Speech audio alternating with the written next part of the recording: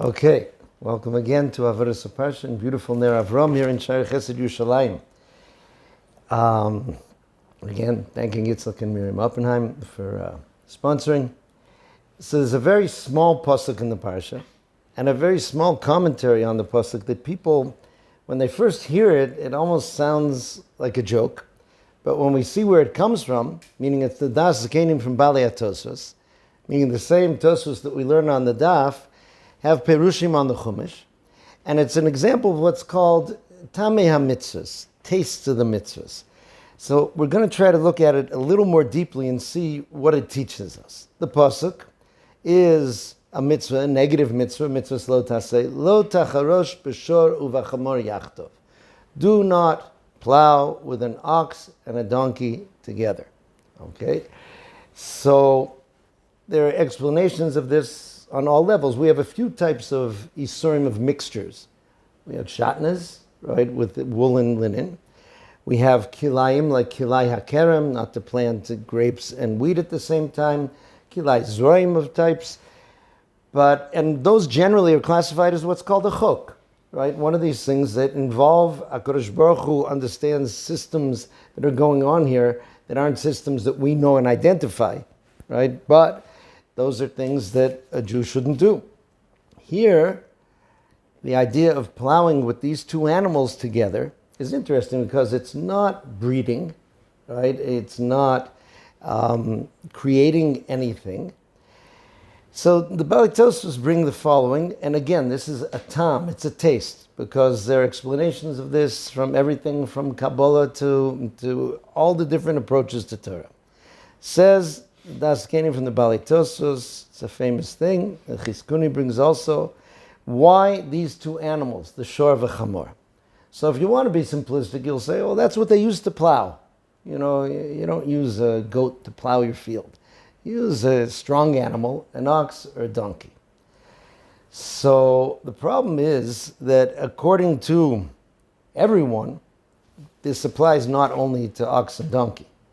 This applies to all types of animals. There's a machlokes, right, where the Rambam in the Sefer HaChinuch says it has to be kind of according to the template here, one kosher animal and one non-kosher animal. The shor is a kosher animal, the ox. The chamor, the donkey, is not. But if they were both kosher, right, and both tamei, so then he says even though you cannot mate them together, right, but they would not be a problem here. The Rosh disagrees. And he says that it applies to any two species, right? Even if they're both kosher, even if they're both not kosher. And he brings many proofs for this. And the Shulchan Aruch paskins like the Rosh. And the Vilna Gaon said that the Rosh had many, many strong questions on the Rambam, and in his opinion, he basically contradicted the Rambam's psak. And so, too, all the latter-day poskim say, so this can be all things. Then they get into questions, does it apply to birds? You have an ostrich and a turkey pulling your wagon or something like this. Is this a problem? Many applications. So we see it's not so limited to an ox and a donkey. But the Torah chose to use as the examples the ox and the donkey. Says the Baalei Hatosfos, right? Lefisha ashor malei gera, because an ox chews its cud. Yes. Umitztaer hachamor, the donkey feels pain k'sheyishma hashor ochel, when he hears this cow is like chewing and chewing. Okay? Animals are very food-centered. That's like the main topic of their life is food and, I guess, safety, right, is what they want. There was a famous zoologist who said that at one point he had collected a lot of animals for a zoo, and he was taking care of them until he was going to ship them to the zoo, but then there was a whole problem and he couldn't transport them, so he had to let them go. He said they would not leave. He said all the people who say, oh, these animals don't want to be in a zoo, they want to be out in the... He says, I gave them food and they were safe, and they didn't want to budge. He had to push them out.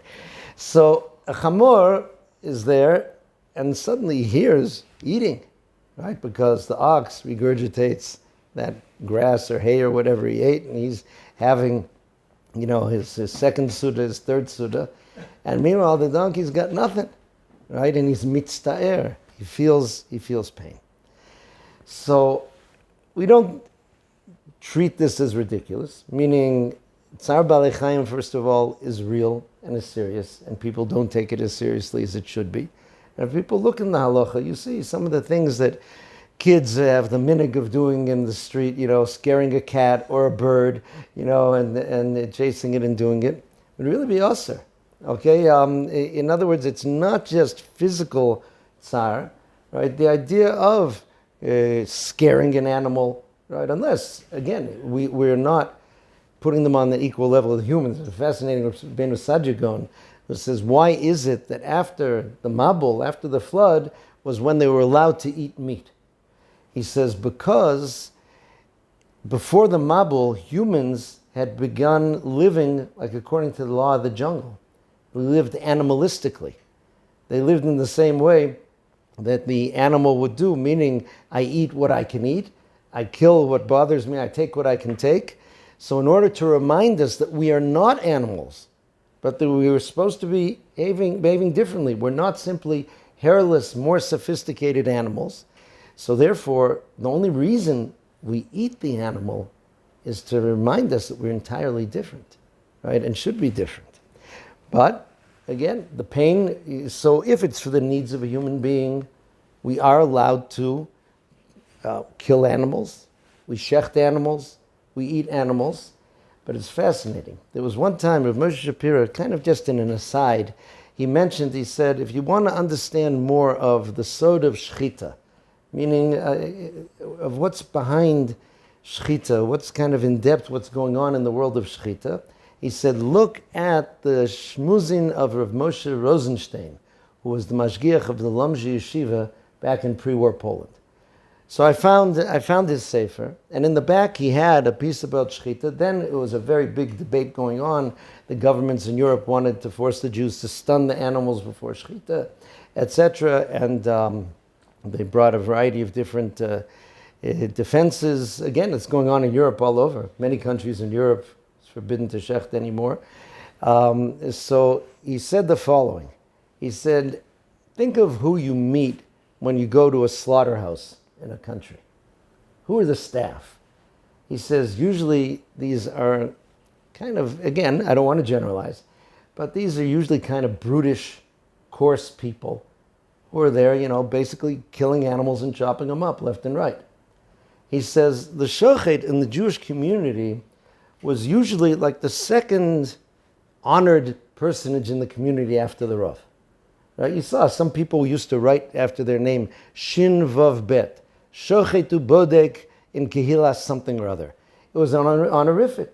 And the Shochet was meant to be learned, and the Shochet was meant to have good midos, and the Shochet was meant to be an elevated person. That seems to contradict. He says, no, exactly why? He said, based on the Zohar Kodesh, that he doesn't want the Shochet to not be sensitive to the animal's pain. He shechts according to the mitzvah of the Torah for the needs of human beings as we are, but they don't want him to be a person who's become so coarse and calloused that he doesn't feel it. Okay, so that's one aspect which is there, this idea of Tsar Baalei Chaim. And it's interesting here, this is like a psychological Tsar Baalei Chaim almost. Okay, but obviously, when they bring it down, they want us to transfer this template to our world. Meaning, if the Torah is telling you, the Torah wants you to notice the scenario. That's what the Tosfos are telling us. They want you to look at this. What's wrong with this picture? An ox is pulling a plow? That's what he does. Next to him, a donkey's pulling a plow? That's what he does. They both look to be in fine shape. They're well fed. They're well watered. Somebody combs them and cleans them and things like this. The Torah says there's a problem here. You're supposed to look. What problem could there be? To come to this idea that one is chewing and swallowing and the other one isn't. To notice that that is an almost passive way of causing tsar to another person. Our picture oftentimes of the type of causing tsar, causing pain that the Torah forbids are things which are more direct. Certainly physically hitting a person or destroying their possessions, taking their money. When it gets to that world of the psyche, let's say, insulting a person, onoas devarim, saying words which embarrass a person. The Rambam expands it, even things which cause a person to feel afraid or ashamed, right? Different things like that are very forbidden in the Torah, but they all tend to be active. Here, this is almost like subsidiary damage that's happening on the side. The Torah here is telling us that this is the bar we're setting for you. You have to see, you have to look, and you have to think at what's happening around you, at what the ripple effects of your actions might be on those around you. Okay, so this is something we'll try to bring a few examples with. There was a Rav in Haifa. His name was Rav Chaim Dov Meir Robman. I wrote down all of his names. And he was a Rosh Yeshiva in Europe in a city called Vilkomir, a famous city. And when he came to Israel in Haifa, he started a yeshiva, it was in Haifa, called Tiferes Yisrael. And he had some famous Talmidim. One of the famous Talmidim was Rav Ruvain Elbaz. Rav Ruvain Elbaz is officially the Rav of the Beis Yisrael neighborhood, I think it is. He's the Rav of a neighborhood. He's a Rosh Yeshiva of the Yeshiva Orach Chaim. And very quietly, it's just interesting to know, he has built up a network of everything from kindergartens to kollel, from one end of Israel to the other. He has communities in Eilat. He has all over. He's constantly on the go, constantly doing these things. And he said when he was a boy, he grew up in Tiberia. He was born in Morocco. His parents moved to Israel. He was in Tiberia. And they sent him to this yeshiva in Haifa. And he actually used to stay for Shabbos with the Rosh Yeshiva and eat in his home. It was just a fascinating little vignette. They filmed, he came to Tiberia for some point last year. Karlin Stolin, that has very deep roots in Tiberia, they recently have been moving back to Tiberia. Not right by the water, where they still are in charge of the shul of Reb Menachem Mendel of Vitebsk, one of the first Hasidic leaders who came to Eretz Yisrael. They keep a kollel going in there. But up in the hill above Tiberia, they have a whole neighborhood, and they have a big shul and beis medrash. And you see Rav Elbaz going up this hill, and he has like tears in his eyes. And he walks into the beis medrash, and he's telling the Karliners, he says, I had to see this place. I said, we're glad you came. Why? He says, you have to understand what this was. He says, when I was a boy, this was a nightclub. He says, and I used to go to yeshiva in Haifa. When I would come home to Tiberia, I would see this thing and what was going on there. And I used to have this dream. Wouldn't it be something if someday that thing turned into a beis medrash, into a shul? And it did, a very beautiful and active shul and beis medrash, etc. So Rav Elbaz was talking about his Rosh Yeshiva, and he said he was once walking with him in Haifa, and his Rosh Yeshiva used to walk at a pace, and suddenly he slows down. And they're like walking slowly, and he's trying to figure out why, and he asked the Rosh Yeshiva, why are you walking slowly? So he pointed to a man who was walking in front of them, a little bit in the distance. He was an elderly gentleman. He said, I know him, he knows me, and he can't walk as quickly as he used to. You see, he walks very slowly. If I go and zip past him, kind of pass him and give a wave, he might feel bad. He might feel, look how slow I've become, right? That's it. That's it. But the ability to see that, the ability that when you see a scenario, that's what comes to the mind. That's a person, that's how the Tosfos were able to look at that pasuk and come up with such a pshat. Who in the world would come up with such a thing? That the ox is hearing the donkey chewing. It's the same principle which is there. They say, Chaim Shmulevitz, once somebody saw him standing in front of a shoe store in Mea Shearim looking in the window. It was a kid's shoe store. And the man was very confused because Reb Chaim didn't have any kids that age. And Reb Chaim was known for his tremendous use of his time. Right? When they were going throughout the whole trip to Shanghai and back, and on the ships and on the trains, he was constantly learning, constantly thinking and learning, constantly talking and learning. So this man was curious, and he came over and asked Rabbi, why are you looking at the shoe store? He says, you see that little shiny pair of shoes? He says, I'm imagining something. I'm imagining a poor little Yerushalmi kid who's got torn shoes. And he's walking by the window, and he sees those shoes, and he wants them so badly. And I imagine his mother looking at him knowing how badly he wants those shoes, knowing how torn and broken his shoes are, but also knowing that she can't afford them. And then I imagine that she saves up, and before Yom Tov, she gets him the shoes, and how happy he'll be, and how happy she'll be watching him be happy with the shoes. He says, you're going to ask me, why am I doing this? It's not a real kid. It's not a real mother. He says, because I need to keep the midah of being tsar lo b'tzarasam shel Yisrael v'sameach b'simchas. A person is supposed to feel the pain of Yisrael and is supposed to be happy with their joy. That's supposed to be constantly running inside, and it's something that can become dulled. So he took time for that, so to speak, like meditation, I guess you would call it nowadays, in order to awaken and strengthen that sensitivity, because we tend to lose it unless it comes and puts it right in our face.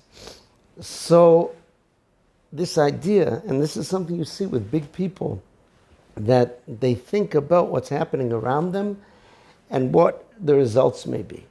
There was, I believe I told this story once before, but it's Kedai to go over. This is what I heard. I believe it was Reb Leibel Williger, who was a Rosh Kollel in Torah Avodas, and also a Dayan.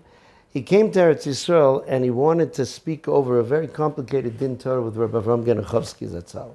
Was a great Gaon who lived in Bnei Brak, but would come to Yerushalayim to teach in the Chabiner Yeshiva. So they arranged that I think Rav Williger would, either they would ride in a taxi with him or Rav Williger was going to drive him from Bnei Brak to Yerushalayim, and they would talk it over. Meanwhile, Rabbi Avram, he was always looking to find rides for people. This I saw personally. To the extent that I was in his house once and he stuck his head out the window, started going, anybody going to Yerushalayim? His daughter pulled him in.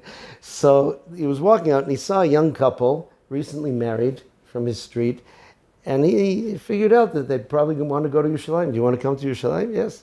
So they get into the car and the discussion starts about the Din Torah. And it's basically, one Mari Mokom after another, right? The Shach says this, right? The Sma says this, it says this, and Shailos Rebbe Kiva Eger, back and forth. And suddenly Rebbe Avram stops the conversation. He says to Rebbe Williger, 1 second, I need to ask you something. Why do we eat sufganiyot on Hanukkah? And he says, the oil, I guess you make them in oil. He says, but why jelly? Why do they have jelly inside? If it's just oil, you don't have to put jelly inside. So the young married fellow in back said, I heard something about this once, and he gave a whole drasha about paninius and chitzonius and the jelly and this and all these things. Okay, they got to Yerushalayim, the couple went on their way, and Rav Williger asked him, can I just ask you what that was with the sufganiyot? He says, look, I looked in the rearview mirror, and I saw the following. I saw the young man sitting there, and I saw his wife looking at him. We were talking Divrei Torah back and forth, and he clearly didn't understand what we were saying, and he clearly had nothing to contribute.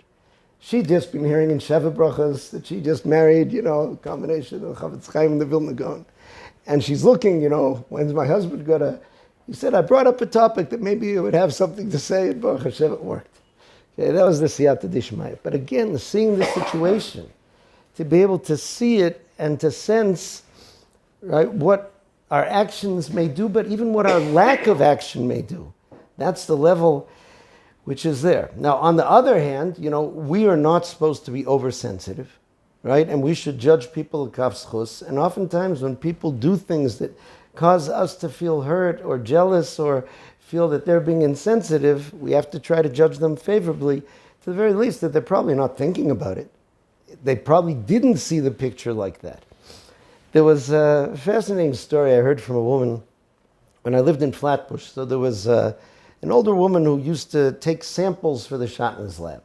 Right? In other words, there are different levels. The Shatner's lab really does the testing. But in order to test, you need people who get the basic training, at least, in wearing a garment to take the samples from.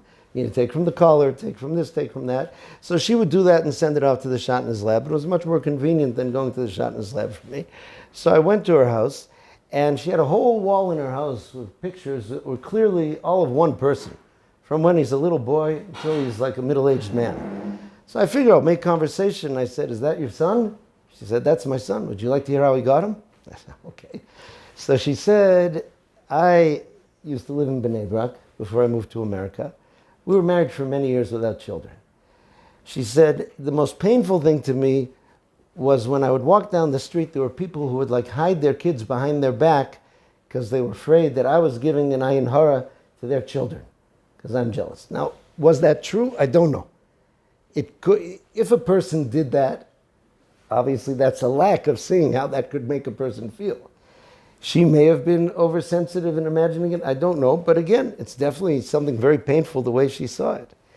And then she just told me what happened. She said that a friend of hers wanted to go with her to Reb Aaron of Belz to get a bracha. Now, Reb Aaron of Belz, when you would go into him, he would give all of his koach to that interaction. And to the extent that visiting hours were over when he was exhausted. So they're getting close to go in, and the gabbai came out and said, one more person. So it was her and her friend. So she said, I told my friend, you go in. She said, I became pregnant immediately afterwards. Again, right, it was an interesting thing which was there. But the idea of the sensitivity and the seeing is a very big key. In last week's Parsha, we had the idea of the Egla Arufa. An unidentified dead man is found in between cities and in no man's land. So you have to bring the Zekeinim, the elders of the city that's closest, and they have to say, right, Yodenu lo shofchos hadam hazeh, we did not spill his blood. Rashi says, and it says that we didn't, right, einenu lo ro. Rashi says it means that we did achila, shtiya, and levaya. Right? We didn't let anybody leave our town without giving him food, without giving him drink, and without accompanying him. Now, Chazal went at great length about this power of accompanying, and what a big mitzvah it is. Now, and there are different shiurim that are given for different types of people, different distances you have to accompany him. Someone with their Rebbe, it's even longer. The Chofetz Chaim in Avos Chesed speaks about why people are less makpid on these distances nowadays, partly because the travel is not viewed as dangerous as it was before when you went between town and town. Yeah, it may depend on your neighborhood and such. But the question asked is, what will that do for him if I accompany him a little bit of the way? Meaning, I'm not obligated to bring him to his destination. That would be ridiculous, right? That he's going to another town someplace. He's going on a 2-week journey. I have to go with him. So the minimal is to go with him 4 amos, right? And the implication in the Torah is that if you had accompanied him, it could be that he wouldn't have been killed. Shalom, right? What would that help? I walked 4 amos, 2 miles down the road, some muggers got him, right? How is that going to help? So I've been looking and looking to find who said it, right? One of the Mefarshim said, because the very fact that you accompanied him makes him feel that people see him, that people care about him, people care about the fact that he's going, and he carries himself differently. And therefore, he's less of a victim. People will choose him less as a victim, right? Just by the way he walks, by the way he carries himself. He has a posse. He has, the people in that town, they walked me out, right? They went with me. I wasn't just some homeless guy that wandered through and they gave me some food and off it goes. They walked with me. It's a stronger statement even than the food and the drink, right? For that to be there. And it influences in ways that are unseen. So that's another example. If you don't give him that levaya, the person thinks, okay, what's the big deal? I gave him a good meal, right? I gave him a cold drink. Okay, the 4 amos I would walk with him, what would that do? It can do so much. The Torah is trying to get us to see and sense inside. Right? A person is supposed to think. It's famous that the Reb Chaim Mibrisk, right? Famous, a woman came to him before Pesach, right? And she asked, can I do arba kosas with milk? Right? So he said, no, but here you should buy what you need. And he gave her a large amount of money. The Talmidim said, Rebbe, a bottle of wine doesn't cost that. Why'd you give her so much? He says, you're not thinking. If she's asking about milk for Arbakos, that means she has no chicken or meat for Yom Tov either. You gotta see. You gotta not go with blinders, but to see the bigger picture. I recently heard a drasha, and I wasn't able to double back when I was listening who the source was. I believe it may have been the current Baba V'Rav, speaking about the phrase in the Gemara, Yesh kone olamo b'shah achas. There is a person who acquires his world in one instant. Shah isn't necessarily a 60-minute hour. It can mean even an instant. But the word shah has another meaning. In Cain and Hevel, in that story, when it says that Hashem, right, accepted Hevel's korban and didn't accept Cain's, the words used is El Cain vel minchoso lo sha'ah. But sha'ah, or minchas Hevel. Sha'ah means to look at, to see. It's the same root that Mepharshim say when we say Hoshana. Hoshana on one hand means to save me, but it also means to see me. Because seeing is the beginning of saving. We call Gullus Hester Ponim, the hiding of the face. Right? The idea of Gulas or Ponecha, the light of Hashem's face, so to speak. So you could say, he was explaining there, Yesh kono lamo v'shah achas, meaning sometimes when a person, just one turning to Hashem can help make your entire world. Right? Just, you're in a rough situation, you've gone downhill, but you turn to Hashem for a moment and say, I really don't want to be like this. I really want something different. Yesh kono lamo v'shah achas. And that one looking, but it can also be in looking at another person. Right? Shah achas, one look at another person can change his life and can change the life of those around. So I wanted just to finish with a story that's somewhat related. It's Rosh Hashanah related. It was related kind of to last week's Parsha, and it's a good story, so we'll just finish with that. There was Reb David of Lelov. Reb David of Lelov was a chassid of the Chozeh of Lublin, and he went for Rosh Hashanah to be with the Chozeh of Lublin. He took with him, there was a little boy he adopted who later became known as Rabbi Yitzchak of Vorki. Rabbi Yitzchak of Vorki was a friend and chaver and colleague like of the Kotzker, even though they had these two different approaches. Anyway, what happened was the Chozeh was not coming out of his room for Tekiyas. Everybody's waiting to start Tekiyas Shovah, he's not coming. Everyone's afraid to knock on the door or to go in. Eventually, because Reb David Lelever was one of the older Hasidim, they said, you have to go see what's with the Rebbe. So he cracks open the door and he sees that the Rebbe is sitting there, and obviously he's like somewhere else. He's in other worlds. But he walks in, and then the Rebbe, so to speak, snaps out of it, and he looks at the little boy. He says, tell me, what are you learning? He said, I'm learning the halachas of edus, of witnesses. He says, do you have a kasha? He says, yes, I do. He says, tell me your kasha. He says, I understand why relatives are disqualified from being edim, because they may end up testifying on behalf of their relative when it's not true. But what if the aid, who's a relative, is testifying against his relative? Shouldn't we accept that edus? Doesn't that make it seem that it certainly must be true? So the Rebbe said, do you have an answer to your kasha? He said, I do. He says, because it says in the Torah describing edim, v'amdu shnei anoshim, two men stand up. He says, a person that would testify against his karov, against his witness, is kein mensch nicht. He's not a person. The Torah said, anoshim, that's not a person. So the Chozeh smiled, and he said, you fix things. He said, I was very worried. I saw there was a great prosecution against Am Yisrael. But with your answer, you made it clear. HaKadosh Baruch Hu is our close relative. Karov Hashem l'chol karov. He's not going to prosecute against us. And with that, he went into Tekiyas. But we have to apply it to our lives as well. Okay? Wishing everyone a pleasure, and no plowing with oxes and donkeys.